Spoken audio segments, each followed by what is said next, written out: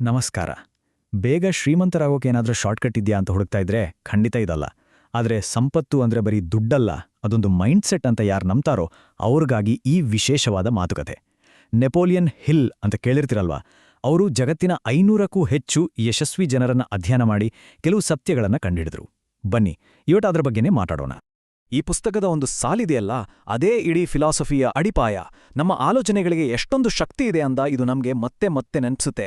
ಅಂದ್ರೆ ನೋಡಿ, ಶ್ರೀಮಂತರಾಗೋ ಪ್ರಯಾಣ ಶುರು ಆಗೋದು ನಮ್ಮ ಬ್ಯಾಂಕ್ ಅಕೌಂಟ್ನಿಂದ ಅಲ್ಲ, ನಮ್ಮ ತಲೆಯಿಂದ, ನಮ್ಮ ಮನಸ್ಸಿನಿಂದ. ಆದ್ರೆ ಈ ಮಾತಿನ ನಿಜವಾದ ಅರ್ಥವಾದ್ರೂ ಏನು? ಸುಮ್ನೆ ಯೋಚನೆ ಮಾಡಿದ್ರೆ ಸಾಕಾ? ಹಾಗೆ ಆಗೋದಾದ್ರೆ ಜಗತ್ತಲ್ಲಿ ಎಲ್ಲರೂ ಸಕ್ಸಸ್ಫುಲ್ ಆಗ್ಬೇಕಿತ್ತು ಅಲ್ವಾ?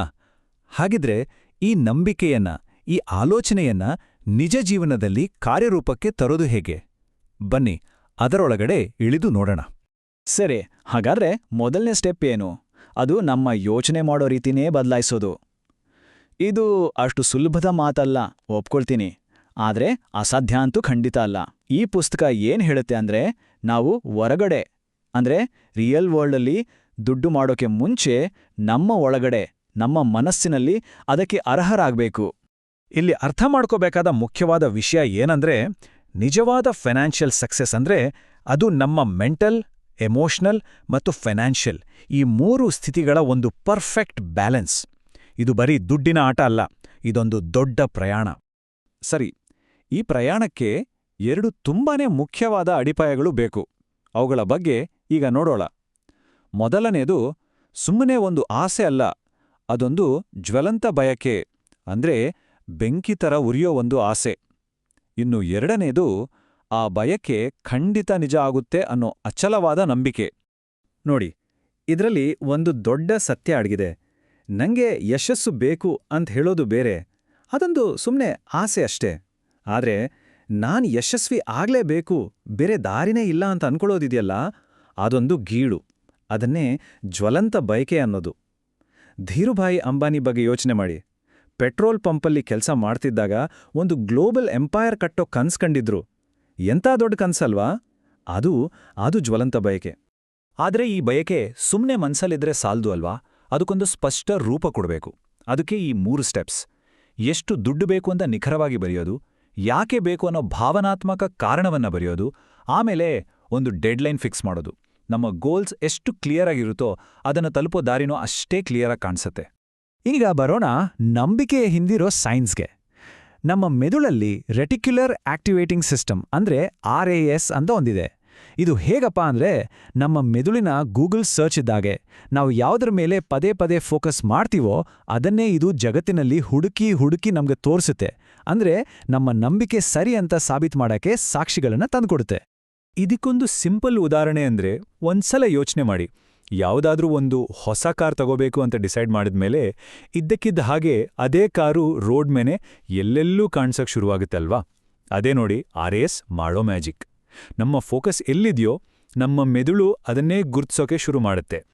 ಜಿಮ್ ಕ್ಯಾರಿಯವರ ಕಥೆ ಅಂತೂ ನಂಬಿಕೆಯ ಶಕ್ತಿಗೆ ಒಂದು ಅದ್ಭುತ ಉದಾಹರಣೆ. ಅವರು ತುಂಬಾ ಕಷ್ಟದಲ್ಲಿದ್ದಾಗ ತಮಗೆ ತಾವೇ 70 ಕೋಟಿ ರೂಪಾಯಿ ಚೆಕ್ ಬರ್ಕೊಂಡು ಪರ್ಸನಲ್ ಇಟ್ಕೊಂಡಿದ್ರು. ಯಾಕಂದ್ರೆ ನಟನಾ ಸೇವೆಗಳಿಗಾಗಿ ಅಂತ 5 ವರ್ಷ ಅದನ್ನ ಜೊತೆಗೆ ಇಟ್ಕೊಂಡಿದ್ರು. ಆಶ್ಚರ್ಯ ಅಂದ್ರೆ, ಕರೆಕ್ಟಾಗಿ 5 ವರ್ಷದ ನಂತರ ಒಂದು ಸಿನಿಮಾ ಡೀಲಿಗೆ ಅವರಿಗೆ ಅಷ್ಟೇ ದುಡ್ಡು ಸಿಕ್ತು. ಯೋಚನೆ ಮಾಡಿ, ಆ ಚೆಕ್ ಬರೀ ಒಂದು ಪೇಪರ್ ಆಗಿರ್ಲಿಲ್ಲ, ಅದು ಅವರ ನಂಬಿಕೆಯ ಒಂದು ಸಿಂಬಲ್ ಆಗಿತ್ತು.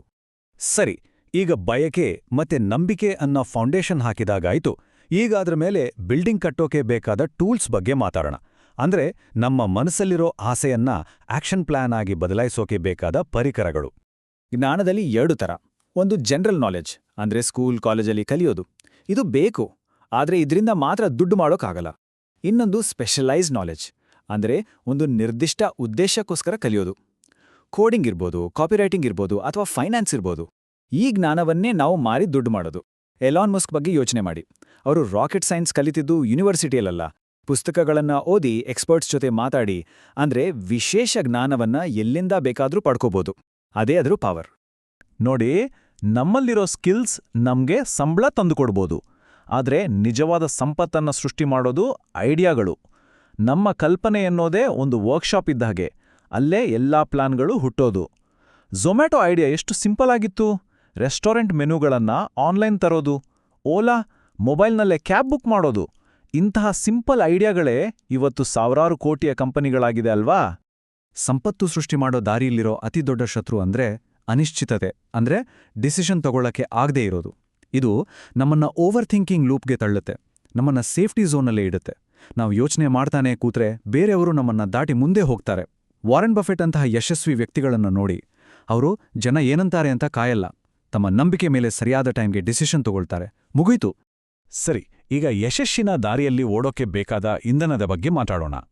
2 ಮುಖ್ಯವಾದ ಶಕ್ತಿಗಳು ಬೇಕು. ಒಂದು ಪರಿಶ್ರಮ, ಅಂದ್ರೆ ಸೋತ್ರೂ ಬಿಡದೆ ಪ್ರಯತ್ನ ಪಡೋದು. ಇನ್ನೊಂದು ಮಾಸ್ಟರ್ ಮೈಂಡ್, ಅಂದ್ರೆ ನಮ್ಮನ್ನ ಸದಾ ಪ್ರೇರೇಪಿಸೋ, ಬೆಂಬಲಿಸೋ ಜನರ ಒಂದು ಗುಂಪು. ಥಾಮಸ್ ಎಡಿಸನ್ ಲೈಟ್ ಬಲ್ಬ್ ಕಂಡಿಡಿಯೋಕೆ ಮುಂಚೆ ಎಷ್ಟು ಸಾರಿ ಫೇಲ್ ಆಗಿದ್ರು ಗೊತ್ತಾ? 10,000 ಸಾರಿ. ಆದ್ರೆ ಅವ್ರೇನಂದ್ರು ಗೊತ್ತಾ? ನಾನು ಸೋತಿಲ್ಲ, ಬಲ್ಬ್ ಹೇಗೆ ಮಾಡಬಾರ್ದು ಅನ್ನೋ 10,000 ದಾರಿಗಳನ್ನ ಕಂಡುಹಿಡಿದಿದ್ದೀನಿ ಅಂದ್ರು. ನೋಡಿ ಎಂಥ ಮೈಂಡ್ಸೆಟ್! ಅಂದ್ರೆ ಫೇಲ್ಯೂರ್ ಅನ್ನೋದು ಕೊನೆಯಲ್ಲ, ಅದು ಯಶಸ್ಸಿನ ದಾರಿಯಲ್ಲಿರೋ ಒಂದು ಭಾಗ ಅಷ್ಟೇ. ಈಗ ಮಾಸ್ಟರ್ ಮೈಂಡ್ ತತ್ವದ ಬಗ್ಗೆ ಮಾತಾಡೋಣ. ಇದೊಂದು ತುಂಬಾನೇ ಪವರ್ಫುಲ್ ಐಡಿಯಾ. ನಾವು ಹೆಚ್ಚು ಸಮಯ ಯಾರ ಜೊತೆ ಕಳಿತೀವೋ ಆ 5 ಜನರ ಸರಾಸರಿಯೇ ನಾವು ಅಂತ ಹೇಳ್ತಾರೆ. ಅಂದ್ರೆ ನಮ್ಮ ಫ್ರೆಂಡ್ ಸರ್ಕಲ್ ನಮ್ಮನ್ನ ರೂಪಿಸುತ್ತೆ. ನಮ್ಮ ಆಲೋಚನೆ, ನಮ್ಮ ಸ್ಟ್ಯಾಂಡರ್ಡ್ಸ್ ಎಲ್ಲವನ್ನೂ ಅವರೇ ಡಿಸೈಡ್ ಮಾಡ್ತಾರೆ. ಇದು ಸುಮ್ಮನೆ ಹೇಳೋ ಮಾತಲ್ಲ. ಇದರ ಹಿಂದೆ ಸೋಷಿಯಲ್ ಕಾಗ್ನಿಷನ್ ಥಿಯರಿ ಅನ್ನೋ ಸೈನ್ಸ್ ಇದೆ.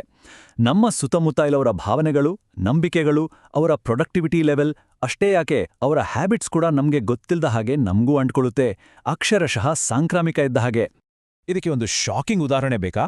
ಹಾರ್ವರ್ಡ್ನ ಒಂದು ಸ್ಟಡಿ ಪ್ರಕಾರ ನಮ್ಮ ಕ್ಲೋಸ್ ಫ್ರೆಂಡ್ ಒಬ್ರು ದಪ್ಪ ಆದ್ರೆ ನಾವು ದಪ್ಪ ಆಗೋ ಸಾಧ್ಯತೆ 57% ಜಾಸ್ತಿ ಆಗಟ್ಟಂತೆ. ಅಬ್ಬಾ, ಯೋಚನೆ ಮಾಡಿ. ಇದು ಬರೀ ದೇಹದ ಆರೋಗ್ಯಕ್ಕೆ ಮಾತ್ರ ಅಲ್ಲ, ನಮ್ಮ ಆರ್ಥಿಕ ಮತ್ತು ಮಾನಸಿಕ ಆರೋಗ್ಯಕ್ಕೂ ಅಷ್ಟೇ ಅನ್ವಯಿಸುತ್ತೆ. ಸೊ ನಮ್ಮ ಸರ್ಕಲ್ನ ಜಾಗರೂಕತೆಯಿಂದ ಆಯ್ಕೆ ಮಾಡೋದು ತುಂಬಾನೇ ಮುಖ್ಯ. ಸರಿ, ನಾವು ಈಗ ಕೊನೆಯ ಹಂತಕ್ಕೆ, ಫೈನಲ್ ಲೆವೆಲ್ಗೆ ಬಂದಿದ್ದೇವೆ. ಇದು ನಮ್ಮ ಒಳಗಿನ ಪ್ರಪಂಚವನ್ನ ಮಾಸ್ಟರ್ ಮಾಡ್ಕೊಳ್ಳೋದು. ಅಂದ್ರೆ ನಮ್ಮ ಸಬ್ ಕಾನ್ಷಿಯಸ್ ಮೈಂಡ್ನ ಶಕ್ತಿಯನ್ನ ಬಳಸೋದು ಮತ್ತು ನಮ್ಮ ಇಂಟ್ಯೂಷನ್ ಅಂದ್ರೆ ಅಂತಃಪ್ರಜ್ಞೆಯನ್ನ ಬೆಳೆಸ್ಕೊಳ್ಳೋದು. ಒಂದ್ ಸತ್ಯ ಗೊತ್ತಾ? ನಮ್ಮ 95% ನಿರ್ಧಾರಗಳನ್ನ ತಗೊಳ್ಳೋದು ನಮ್ಮ ಸಬ್ ಕಾನ್ಷಿಯಸ್ ಮೈಂಡ್. ಅಷ್ಟೇ ಅಲ್ಲ, ಅದು ನಮ್ಮ ಕಾನ್ಷಿಯಸ್ ಮೈಂಡ್ಗಿಂತ 5 ಲಕ್ಷ ಪಟ್ಟು ವೇಗವಾಗಿ ಕೆಲಸ ಮಾಡುತ್ತೆ. ಅಂದ್ರೆ ನಮ್ಮ ಜೀವನದ ಡ್ರೈವಿಂಗ್ ಸೀಟ್ನಲ್ಲಿ ಕೂತಿರೋದು ನಮ್ಮ ಸಬ್ ಕಾನ್ಷಿಯಸ್ ಮೈಂಡ್. ಅದಕ್ಕೆ ನಾವು ಒಳ್ಳೆ ಯೋಚನೆಗಳನ್ನೇ ಕೊಡಬೇಕು. ಬಾಕ್ಸಿಂಗ್ ಲೆಜೆಂಡ್ ಮೊಹಮ್ಮದ್ ಅಲಿ ಗೊತ್ತಲ್ವಾ? ಅವರು ನಾನೇ ಶ್ರೇಷ್ಠ ಅಂತ ಪದೇ ಪದೇ ಹೇಳ್ಕೊಂಡು ತಮ್ಮ ಸಬ್ ಕಾನ್ಷಿಯಸ್ ಮೈಂಡ್ಗೆ ಟ್ರೈನಿಂಗ್ ಕೊಟ್ಟಿದ್ರು. ಸ್ಟೀವ್ ಜಾಬ್ಸ್ ಹೇಳ್ದ ಹಾಗೆ ನಮ್ಮ ಹೃದಯ ಮತ್ತು ಅಂತಃಪ್ರಜ್ಞೆಯನ್ನ ಫಾಲೋ ಮಾಡೋ ಧೈರ್ಯ ಇರಬೇಕು. ಯಾಕೆಂದ್ರೆ ನಾವು ಏನಾಗಬೇಕು ಅಂತ ಅದಕ್ಕೆ ಹೇಗೋ ಮೊದಲೇ ಗೊತ್ತಿರುತ್ತೆ. ನೆಪೋಲಿಯನ್ ಹಿಲ್ ಇದನ್ನೇ 6ನೇ ಇಂದ್ರಿಯ ಅಂತಾರೆ. ಇದು ಮ್ಯಾಜಿಕ್ ಅಲ್ಲ, ಬದಲಾಗಿ ಅನುಭವ, ಜ್ಞಾನದಿಂದ ಶಾರ್ಪ್ ಆದ ನಮ್ಮ ಒಳಗಿನ ಒಂದು ಧ್ವನಿ. ಅದನ್ನು ಕೇಳೋಕೆ ಕಲಿತ್ರೆ ಅದು ಸರಿಯಾದ ದಾರಿ ತೋರಿಸುತ್ತೆ. ಹಾಗಿದ್ರೆ ಕೊನೆಯದಾಗಿ ಈ ಇಡೀ ಮಾತುಕತೆಯನ್ನ ಒಂದೇ ಪ್ರಶ್ನೆಯೊಂದಿಗೆ ಮುಗಿಸೋಣ. ನಮ್ಮ ಮನಸ್ಸು ಒಂದು ವರ್ಕ್ಶಾಪ್ ಇದ್ದಾಗೆ. ಅದರಲ್ಲಿ ನಾವು ಏನನ್ನ ನಿರ್ಮಿಸಕ್ಕೆ ಹೊರಟಿದ್ದೇವೆ ಇದನ್ನೊಮ್ಮೆ ಯೋಚನೆ ಮಾಡಬೇಕು. ಯಾಕಂದ್ರೆ ಆ ನಿರ್ಧಾರದ ಮೇಲೆ ನಮ್ಮ ಇಡೀ ಭವಿಷ್ಯ ನಿಂತಿದೆ.